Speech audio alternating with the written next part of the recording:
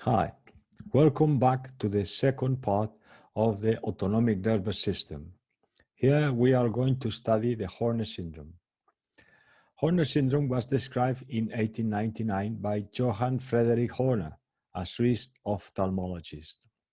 Here you have a dog, and we are going to look at this eye.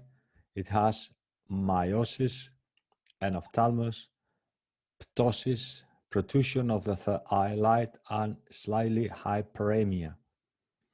So this is a denervation, a sympathetic denervation of the eye, is the Horner syndrome. This video is to explain the retraction and protrusion of the third eyelid of the dog. The third eyelid is a semilunar fold of conjunctiva. The eye and the extraocular muscles with the cranial nerves oculomotor, trochlear, abducens, and ophthalmic are surrounded by a cone-shaped fibrous structure called periorbita. Here you have the periorbital smooth muscle located close to the margin of the periorbita. This is the periorbital smooth muscle. The tone of the smooth muscle of the periorbita keeps the third eyelid retracted and prevents enophthalmos.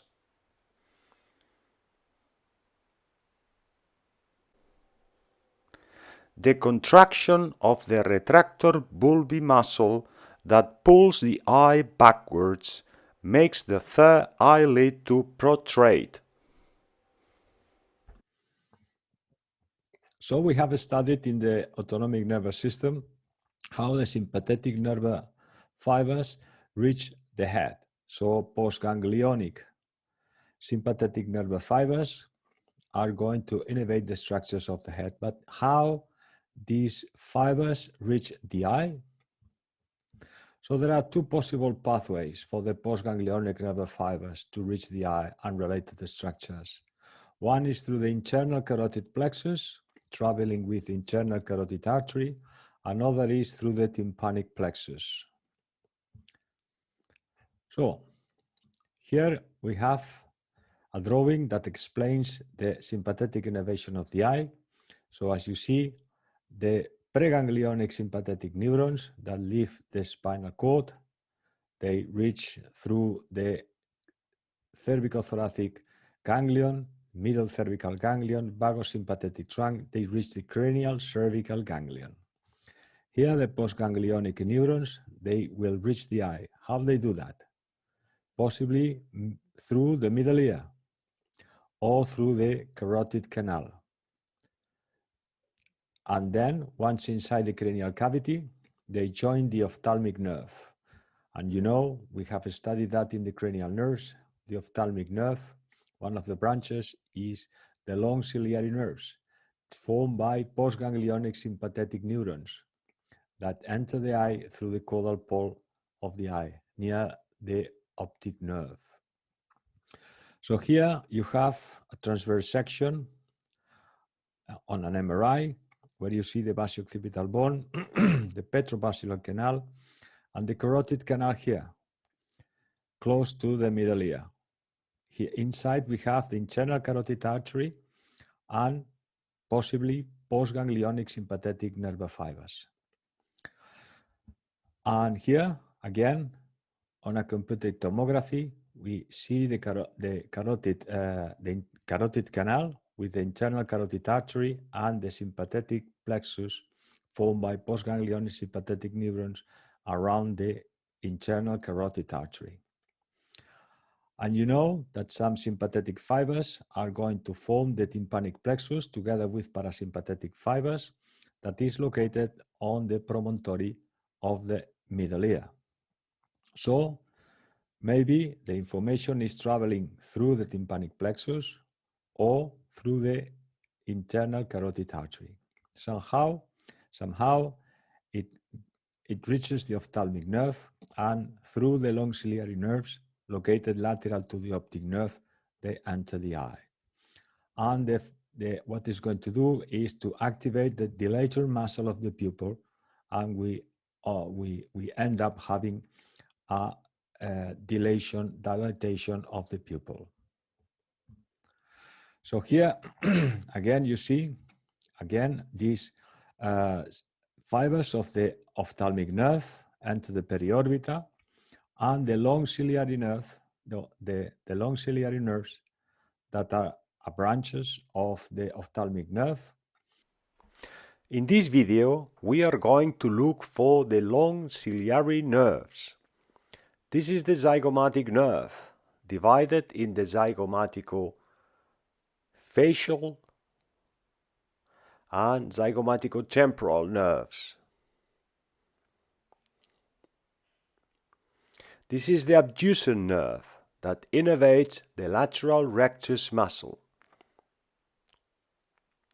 This is the dorsal branch of the oculomotor nerve, and this the frontal nerve, sensory branch of the ophthalmic nerve.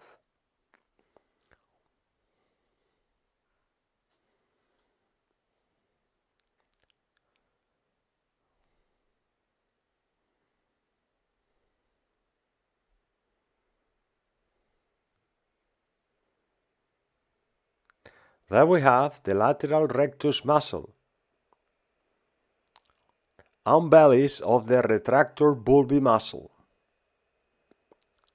as this one here. And this is the optic nerve.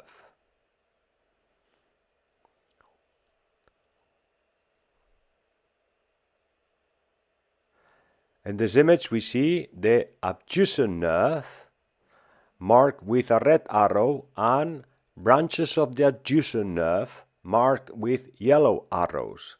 These branches are for the bellies of the retractor bulbi muscle.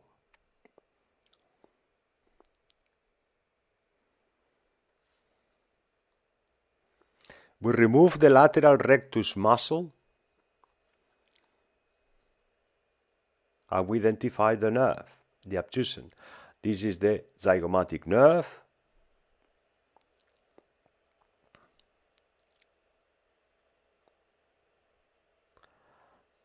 A belly of the retractor bulbi muscle, another belly of the retractor bulbi muscle, both innervated by the abducens nerve. And we are going to look for the ciliary ganglion there.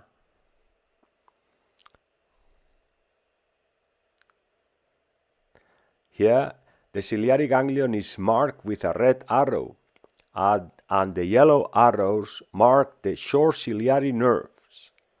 These nerves are formed by postganglionic parasympathetic nerve fibers of the visceral efferent component of the oculomotor nerve.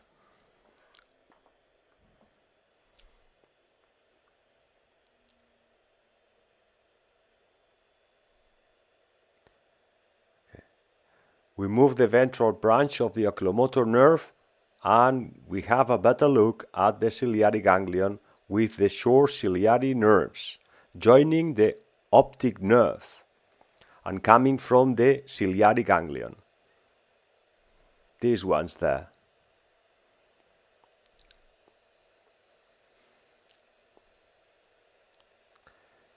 Okay. This is the frontal nerve and the dorsal branch of the oculomotor nerve. And these are the long ciliary nerves that are sensory for the choroid, ciliary body, iris, cornea, bulbar conjunctiva, and motor for the dilator muscle of the pupil and the muscle of the periorbita. These long ciliary nerves are branches of the nasociliary nerve that in turn is a branch of the ophthalmic nerve. The long ciliary nerves are marked with the red arrow. These long ciliary nerves are formed by postganglionic sympathetic nerve fibers coming from the cranial cervical ganglion that have joined the trigeminal nerve at the level of the trigeminal ganglion. The long ciliary nerves enter the eye running with the optic nerve. However, some sympathetic nerve fibers of the long ciliary nerves may bypass the ciliary ganglion without synapsing and join the short ciliary nerves to enter the eye with the optic nerve. Okay, here is a drawing that to clarify this sympathetic innervation of the head. Here is the cranial cervical ganglion, okay? And the postganglionic neurons, they are going to join the cranial nerves that are located very close to the cranial cervical ganglion, as they are the vagus, glossopharyngeus, accessory, hypoglossal nerve. So they all have sympathetic nerve fibers. In fact, all the cranial nerves have sympathetic nerve fibers, all of them. We know that a branch of the vagus, that is the auricular branch of the vagus here, also receives sympathetic nerve fibers. And this nerve joins the facial nerve. So the facial nerve now, when it exits through the stylomastoid foramen, has sympathetic nerve fibers in it. From the glossopharyngeal nerve, some fibers are parasympathetic. They go to enter the middle ear. And they are going to form, together with sympathetic nerve fibers, the tympanic plexus. This tympanic plexus is necessary for the middle ear mucosa, for the auditory tube, mastoid hair cells, and oval and round windows. Okay, and this is located in the middle ear. Other postganglionic sympathetic nerve fibers jump to the carotid artery, whether the common or the internal and external carotid arteries. And they follow the path of the internal carotid artery. Close to the middle ear, sympathetic nerve fibers leave the internal carotid nerve or plexus, and in order to reach the tympanic cavity and to form part of the tympanic plexus. This is the carotico-tympanic branch. Okay? Some fibers from this tympanic plexus, and you know the parasympathetic fibers belonging to the glossopharyngeal nerve, they leave the middle ear and they reach the otic ganglion that is very close to the oval foramen. Okay. Also, sympathetic nerve fibers from this tympanic plexus run with this Mesopetrosal nerve. This is the Mesopetrosal nerve. And you know that the postganglionic fibers from the otic ganglion are going to join the auriculotemporal and buccal nerves, branches of the mandibular. Okay. As well, we know that a branch from the facial nerve inside the facial canal leaves the facial nerve in order to form the Mesopetrosal nerve. This Mesopetrosal nerve is joined by sympathetic nerve fibers coming from the internal carotid plexus, what is known the deep petrosal nerve. And together, the deep petrosal nerve plus the Mesopetrosal nerve, they form the nerve of the petrosal canal, also named Vidian nerve.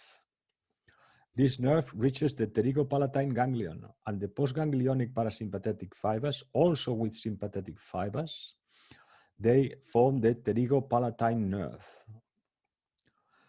Some fibers may remain inside the carotid canal as they travel rostrally to enter the cranial cavity, and at the level of the carotid foramen. And at this level, close it, we have the trigeminal ganglion or Gasser's ganglion.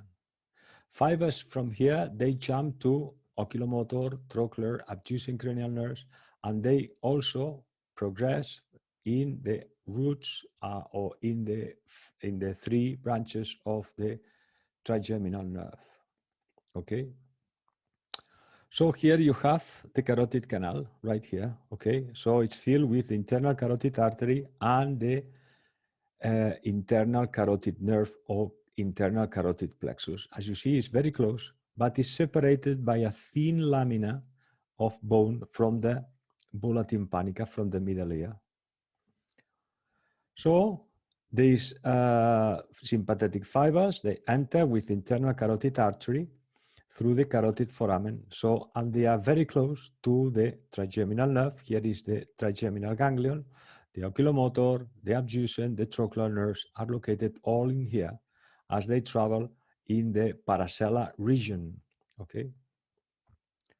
So, let's remember what I have said before.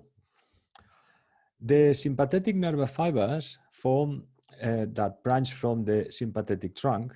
They form the great communicating rami that join the spinal nerves. And this, at this level, at the cervical level, is how they innervate all the structures of the forelimb. So by traveling with the somatic nerves, is plenty of great communicating rami. So this is the way how the innervation of the autonomic innervation reaches its destination, by joining spinal nerves, by joining somatic nerves. But we go back to the carotid canal. So here we have opened the bulla tympanica, and here in a cranium, and then we have in a dissection, we have opened it, and that we see the carotid canal is open, and we identify here the internal carotid artery. And what a shocking, we see these small fibers. These are the sympathetic fibers that form the internal carotid plexus that travels with internal carotid artery. But be aware, these fibers serve to innervate the smooth muscle of the internal carotid artery. But also they may be a pathway to get inside the cranial cavity. Here you see how thin is the bone that separates the carotid canal from the middle ear. We also identify the caroticotympanic branch, and here in the promontorium is the tympanic plexus. Here we have the manubrium of the malleus. And then in a video, we see the same thing. The bulla tympanica is open, and we identify structures. We have here the carotid foramen, the musculotubal canal, right? All these structures you already know. And we are going to show it the auditory tube there, right? Here we have the carotid canal with internal carotid artery, right? And a thin layer of bones that separates the carotid canal from the bulla tympanica, okay? The promontorium is there, right? And then we have the manubrium of the malleus. On a transverse section on MRI, again, you see post-cerebral hemispheres. The cerebellum is here. And now, at the level of the basioccipital bone, we have the petrobasilar canal and the carotid canal with internal carotid artery. Again, you see the bulla tympanica, right? The manubrium of the malleus, right? The promontorium, okay? And important to notice the sympathetic fibers. So remember, this represents the central nervous system. This is a nerve, and a nerve is formed by motor fibers coming from the central nervous system, okay? Sensory fibers, okay, that are going to the central nervous system. But it also incorporates, through the great communicating rami, sympathetic fibers. The postganglionic fibers, they form part of this nerve. These are the great communicating rami here, okay? These ones here, and they form part of the nerve. These sympathetic nerve fibers inside the nerve send fibers to innervate the capillaries and arterioles, right here, the blood vessels. Remember that the blood vessels, they also have vasa vasorum. Also, there are sensory fibers in the vessels that transmit nociceptive information to the nerve, and this is going to be transmitted by sensory afferent fibers to the central nervous system, because we really are quite precise where we have an injury in a blood vessel. And also the nerves are vascularized by capillaries, what they are called the vasa nervorum. And remember, there are innervation of the vessels, all right? These are innervation of the vessels. And also there is innervation of the nerves by the nervi nervorum, okay? So when we do dissections right here, and we are going to enlarge this rectangular, we see connections between vessels and nerves. This is the axillary artery, and this is the median nerve and the ulnar nerve. And as you see, there are connections, blood vessels or maybe nerves that are traveling from a vessel and a nerve. So again, so we see that this the innervation of the vessel is segmental, is segmentary. Okay, it means that sympathetic nerve fibers detach from the nerve and they are going to supply innervation to a segment of the blood vessel. Okay, these are the nervi vasorum, except when they have to enter a certain structure. When it is not possible because when the capillaries are in the small vessels, there is no smooth layer, so there is not innervation there. So how they enter the eye?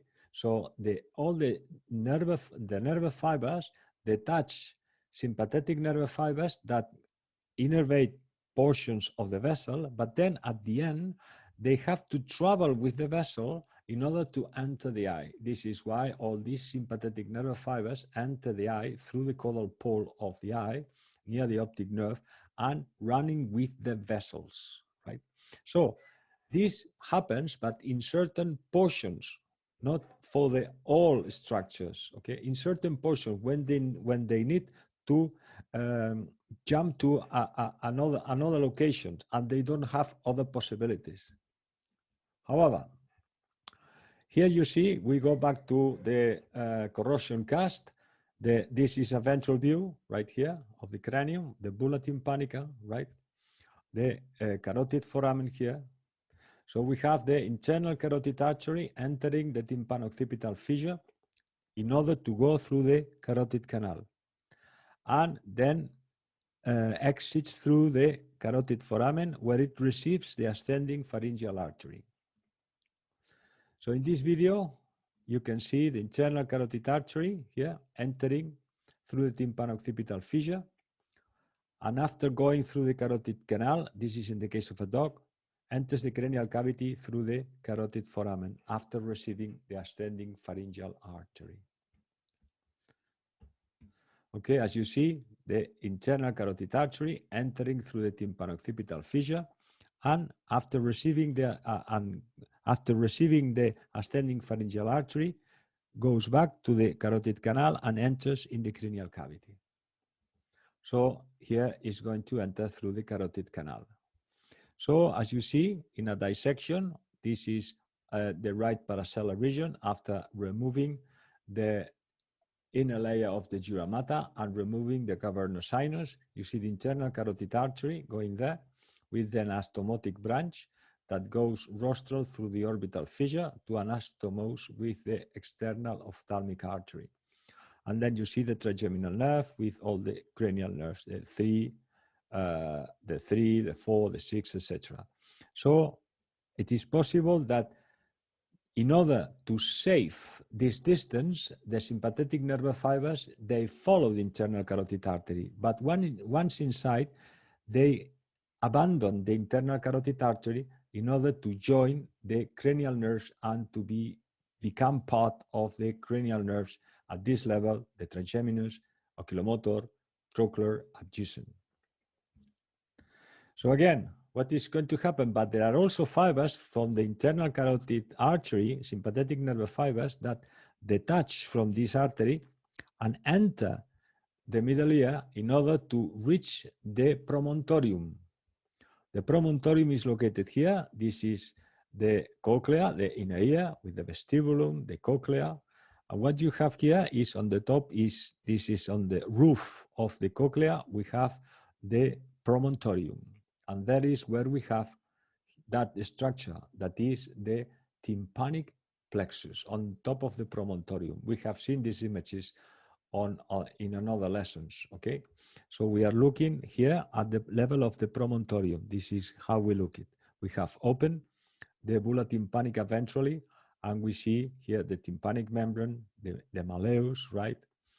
The tensor tympani muscle there, the cauda tympani, and here on top we have the tympanic plexus, and this fiber here forms the caroticotympanic branch here. Okay? So, but what is going to happen in a cat? The cat also are more prone to have Horner syndrome. What is going to happen? Because in the cat, the internal carotid artery obliterates. There is not internal carotid artery, so at least, yes, there is internal carotid artery, externally and internally, but there is not carotid canal. There is not carotid canal. So how these fibers enter in a cat? So they say, again, we have the same structure as in the dog. Hi, I want to present you a new video that will help you understand the localization of the cranial cervical ganglion in a cat and the relations it has with the cranial nerves that exit through the tympanoccipital fissure. Let's start. In this dissection, we are going to look for the cranial cervical ganglion. We will perform a ventromedial approach from the left side to look for the medial aspect of the bulla tympanica, as it shows the red delimited area on the right image. Here I demonstrate the nerves that are leading through the tympanoccipital fissure, all of them related to the cranial cervical ganglion.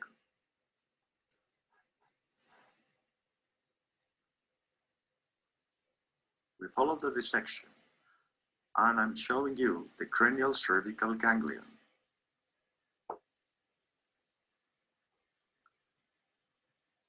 With the rest of the cranial nerves. The vagus. On top of it, we have the Glossopharyngeal Nerve. Underneath, we have the hypoglossal nerve. Remember that in the cat, the hypoglossal canal opens to the tympanoccipital fissure. This is the hypoglossal nerve. And then we have the accessory cranial nerve.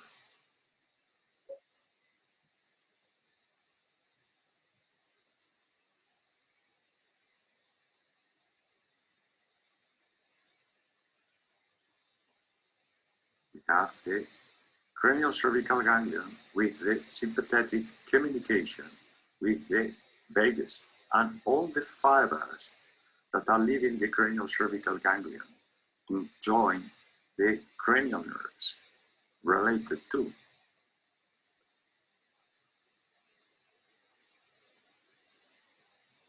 So they are communications, and they with all of them, with the glossopharyngeus, with the hypoglossal, with the vagus, with the accessory.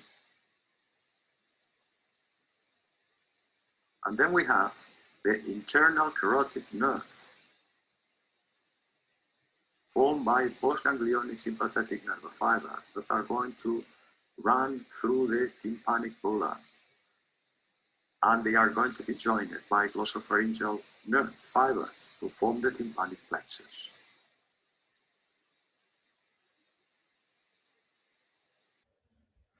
So postganglionic sympathetic nerve fibers coming from the cranial cervical ganglion, they join the internal carotid artery and branch off in order to reach the tympanic plexus on top of the promontory in the middle ear.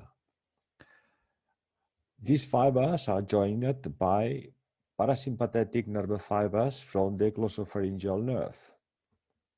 But in this case, sympathetic nerve fibers leave the tympanic cavity and enter the cranial cavity at the level of the trigeminal ganglion.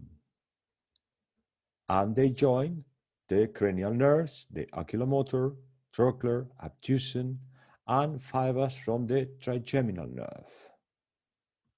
So look at this image. Here we have, again, a corrosion cast with the branches, the occipito-ascending pharyngeal trunk that branches in the ascending pharyngeal artery and the occipital artery. And one of the branches of the occipital artery in the cat is the internal carotid artery. Let's have a look in this video. There you have, to stop it, the internal carotid artery as a very thin one, but it exists and is entering the tympanoccipital fissure. And this is possibly that is to serve as a support for the sympathetic nerve fibers to be able to jump inside the cranial cavity. All right, you see the internal carotid artery entering. Otherwise, it will have no sense at all. I mean, logically, because if the internal carotid artery in the cat obliterates, and the internal carotid artery inside the cranial cavity in the cat is formed by the ascending pharyngeal artery and the branches from the rete mirabile through the orbital fissure, it wouldn't have no sense to have this portion of this artery just to be a support for the sympathetic nerve fibers to be able to get inside the cranial cavity. But in this case, they will have to travel through the middle ear. They have no option. Okay, and there you have it, the internal carotid artery again, entering through the tympanoccipital fissure. Again in the cat, so you see the internal carotid artery starts here as in the carotid foramen as in the dog. However, there is not carotid canal. This portion of the internal carotid artery is supplied by the ascending pharyngeal artery.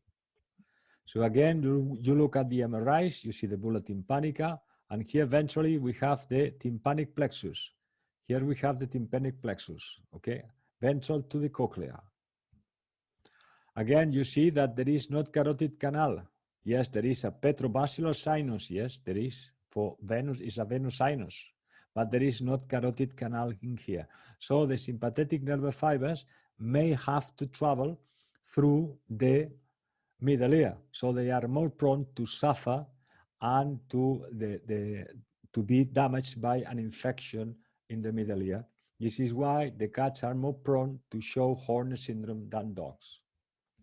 Okay, so again, you see the tympanic bulla of a cat, and then you have the uvular foramen here, and is where the internal carotid artery is entering here, but it then disappears. So just the internal carotid artery inside the cranium of a cat starts here, where the ascending pharyngeal artery is getting through the carotid foramen. Sorry. So now we are going to open the middle ear of a cat. We open it, and then we see the septum that divides into portions, right? And we keep on opening. We keep on opening the bulla, and we start to identify here we have as well the coda tympani, the round window, the communication between the two compartments, right? And again, we have open following this dotted line, the bulla tympanica, we open it. We see the septum and the round window away and the communication between these two compartments. Okay, this communication between these two compartments. We keep open this compartment, and then you see the promontory where the tympanic plexus is located, right here. We also have the rest of the structures, the same, the chorda tympani, the malleus, the tensor tympani muscle, the round window, the same structures. Also here, the tympanic membrane with the manubrium of the malleus. Okay, so this is in a video again. So we are opening the bulla tympanica, and we see the two compartments with the round window and the communication between the two compartments separated by this septum right here.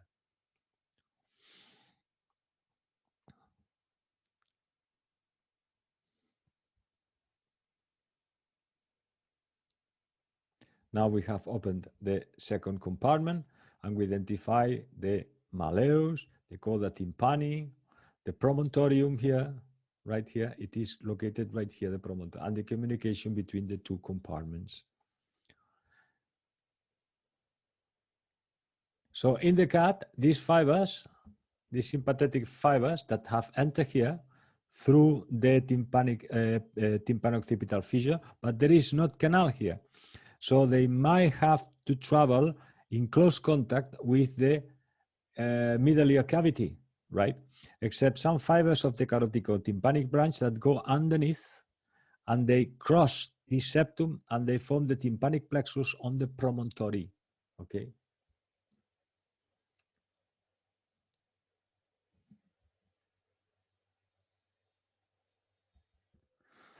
Now I am going to present to you a couple of videos of dissections in the cat. The videos are included in the section Autonomic Nervous System videos of the website. The first is about the cranial cervical ganglion, right here, and the cranial nerves associated with it. And the second is to show you the sympathetic nerve fibers inside the middle ear.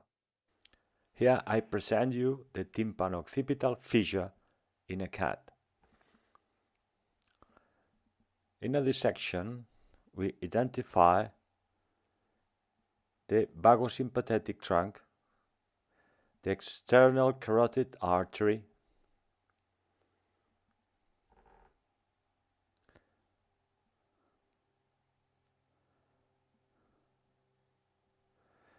the cranial cervical ganglion and distal vagal ganglion,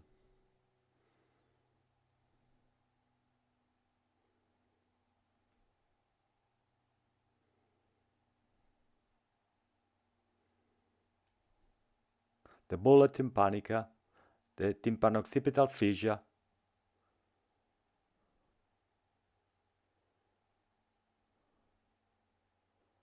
the accessory cranial nerve, ascending pharyngeal artery, the internal carotid artery,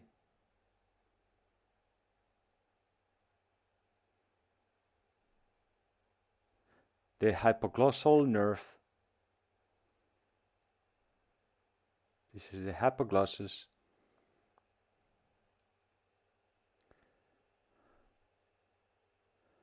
the vagus,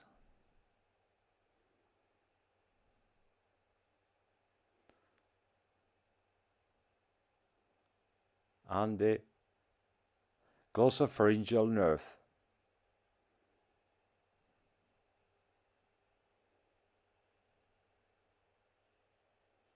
This is the vagus. Hi, in this video I'm going to present you the tympanic plexus in the middle ear of a cat. This is the bulla tympanica of a cat. As you know, the bulla in a cat is divided into portions. The one we are looking at here is the ventral medial portion that is separated from the ventrolateral portion by a septum that runs on top of the promontory. Here we have a ventral view of the bullae of a cat.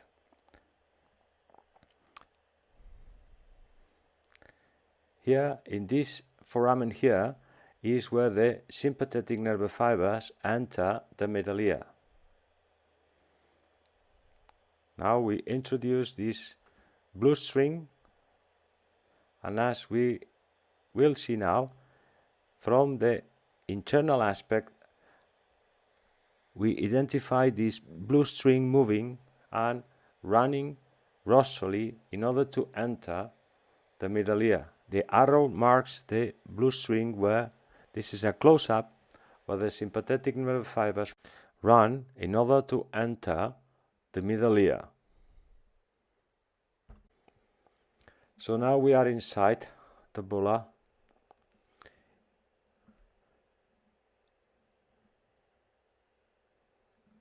We have opened the bulla ventrally and we are in one of the cavities, the ventromedial cavity. On the right side is caudal and on the left side of the video is rostral.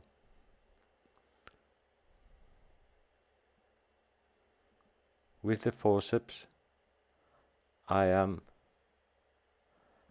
removing the membrane that covers the bulla internally in order to identify the sympathetic nerve fibers that have entered the bulla.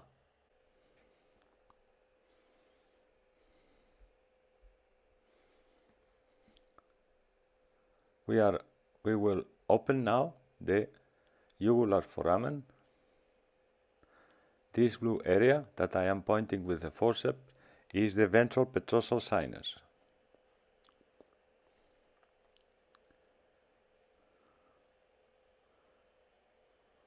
We open the uvular foramen.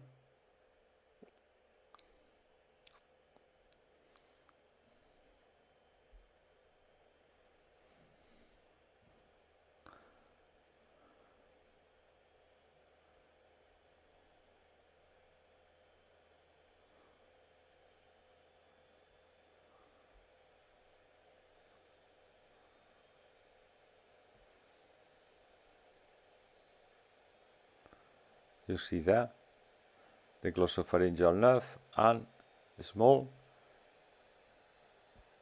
nerve that is formed by postganglionic sympathetic nerve fibers that run here on top of the ventral petrosal sinus. Here we are picking the glossopharyngeal nerve. This is a close-up where you see the thickest white line is the glossopharyngeal nerve, and the small one is formed by postganglionic sympathetic nerve fibers. These are these ones there that go inside the bulla to form the tympanic plexus on the promontory.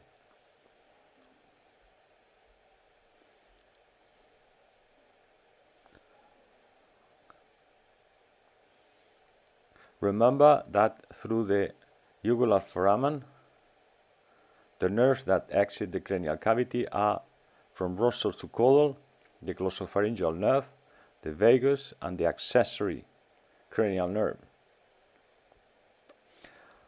More caudally is the hypoglossal nerve that runs through the hypoglossal canal. There you see the glossopharyngeal nerve and the sympathetic nerve fibers. These sympathetic nerve fibers have detached the cranial cervical ganglion, and for a short distance they run with the glossopharyngeal nerve, very close to the glossopharyngeal nerve. And then, as I am pointing with the forceps, they enter to reach the promontory, where they form the tympanic plexus together with parasympathetic nerve fibers from the glossopharyngeal nerve. These parasympathetic nerve fibers from the glossopharyngeal nerve form the tympanic nerve. This tympanic nerve detaches from the glossopharyngeal nerve at the uvular foramen. So there I am pointing to the tympanic plexus. There is the membrane that covers the ventrolateral portion of the bulla tympanica.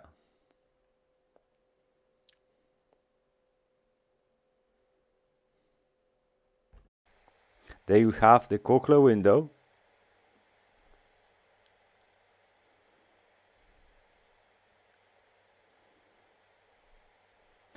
So we have opened it now, the membrane. Underneath we have the malleus attached to the tympanic membrane. The cochlear window, and this is the communication between the two portions of the bulla.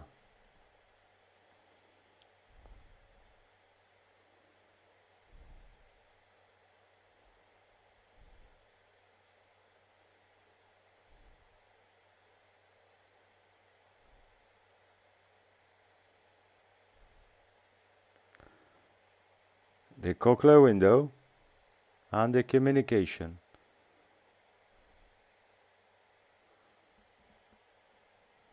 Now we are in the lateral portion where the malleus and the stapes are located.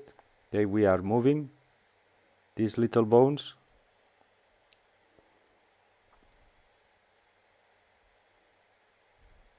This is a close-up.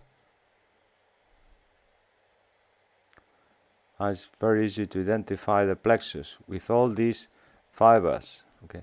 Now we are moving the remnants of the membrane, and we will remove part of the, there we have the tympanic plexus on top of the promontory. And as you see, this septum was running on top of the promontory in the middle ear. We remove the rest of the bones, of the bone that forms, and the membranes that form the septum.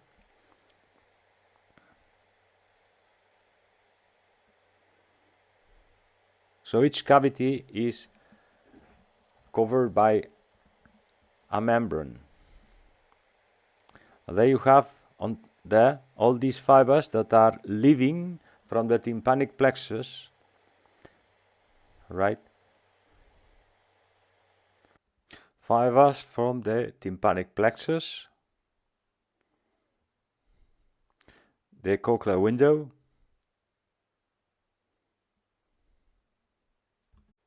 here in this image, the red arrows mark the tympanic plexus on the promontory, and the blue arrows mark the sympathetic fibers that enter the bulla under the bone. Here, the red arrows still mark the tympanic plexus on top of the promontory, and the yellow arrows mark the sympathetic fibers that are exiting the bulla tympanica. And now I want to show you the exit of the sympathetic fibers. I have put a bit of blue string through the external acoustic meatus, and there you can see the foramen rostral to the promontory that is going to take the fibers inside the cranial cavity. The foramen is located between the wing of the basisphenoid and the petrous portion of the temporal bone, and then the sympathetic nerve fibers join the trigeminal nerve and the oculomotor, abducens, and trochlear nerves. What about horses? This is interesting, and to understand it, we have to go to the dissection room. There is the foramen lacerum of a horse, and then we have this corrosion cast with the guttural pouches filled. We know the horse has, of course, cranial cervical ganglion, right? So it has postganglionic sympathetic nerve fibers. However, these sympathetic nerve fibers, when they travel in the internal carotid artery, they do not have to go through a petrosal portion because they have the foramen lacerum. They enter here, as you see, at the level of the uvular foramen, and they run rostrally until they get inside the cranial cavity. Okay, so they run external or apart from the, very separated from the middle ear. Of course, lesions of the or infections of the guttural pouches may affect the cranial cervical ganglion, and we may end up having Horner syndrome in horses, but not caused by otitis. Here in this video, you will see the internal carotid artery, okay, here that way, as it runs in the foramen lacerum, but it runs outside the middle ear, externally. So the sympathetic nerve fibers here may not be affected by an otitis. So we end up having no Horner syndrome in otitis in horses. However, yes, infections of the guttural pouches may affect the postganglionic sympathetic nerve fibers.